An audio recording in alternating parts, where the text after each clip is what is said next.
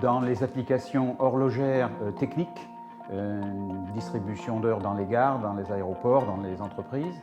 Il sert aussi pour la synchronisation des systèmes de contrôle de temps, de gestion de temps, pour le personnel ou pour les systèmes de contrôle de production.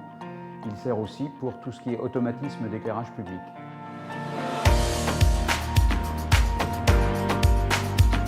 Les applications sont différentes.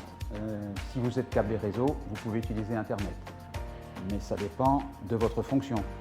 On ne peut pas laisser une porte ouverte sur Internet dans une centrale nucléaire, par exemple. Ça serait un peu risqué, hein, ou dans un centre de contrôle aérien.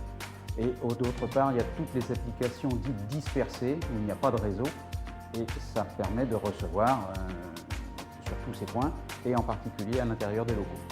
Les récentes mésaventures de Galileo, qui j'espère se résoudront, montrent la nécessité d'avoir un système basé terrestre pour pouvoir comparer avec ce qui nous vient du ciel.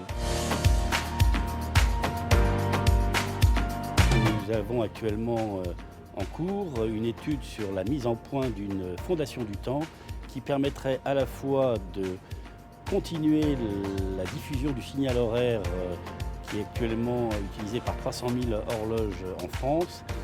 Cette fondation permettrait aussi d'encourager tous les aspects de formation et de préservation du patrimoine horloger en France, qui est considérable. Et c'est aussi un moyen de valoriser au travers d'expositions auprès du grand public les savoir-faire et les compétences de l'horlogerie française.